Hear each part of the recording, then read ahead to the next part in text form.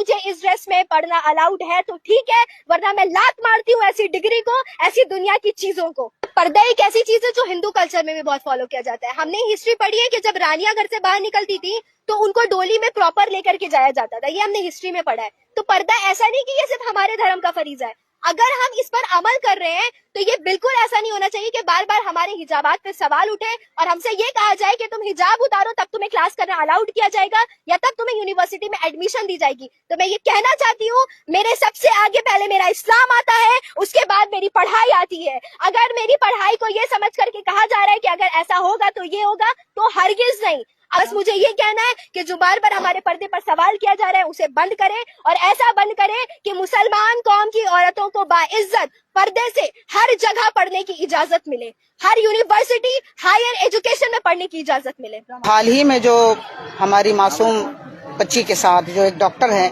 जो इज्जत से वो स्टेज पर अपना सम्मान लेने जा रही थी और बिहार के जो सीएम हैं नीतीश कुमार जी ने उनके साथ अपमान किया, उनके हिजाब को अपने हाथों से हटाया और बल्कि उनके पूरे कमेटी के लोगों ने किया, ये बहुत अच्छा किया। तो आप समझ सकते हैं कि कोई भी धर्म हो, चाहे वो मुस्लिम हो, हिंदू हो, सिख हो, ईसाई हो, ये पर्दा उसके लिए एक बहुत ही बड़ा पावरफुल होता है कि वो अपने जो है लिबास का और अपने जिस्म का वो हिफाजत करती है। ठीक है, इसको किसी को भी अधिकार नहीं है कि वो उससे छेड़छाड़ करे।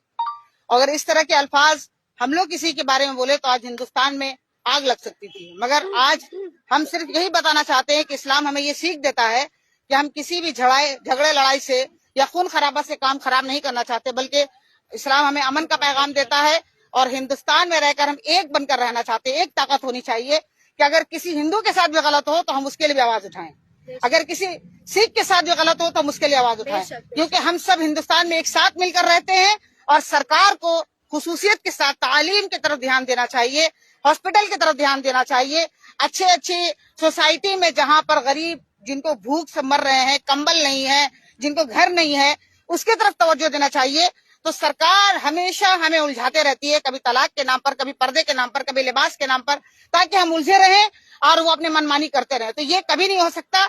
अगर ये नहीं रुकेगा तो हिंदुस्तान की सारी औरतें सड़क पर आएंगी, और औरत अगर अब ठान लेती कुछ भी कर सकती है। इसलिए हमें चाहिए कि इंसाफ चाहिए और नीतीश कुमार माफी मांगे। ये कोई बहुत बड़ी बात नहीं है माफी मांगना, माफी मांगने से इंसान नहीं सुधर जाता। वो अमल करके दिखाएं कि वो हमारा सपोर्ट करते, वो सीएम है, वो हम नहीं चाहते कि हम उनका अपमान करें, मगर वो हमारा अपमान करते रहते हैं।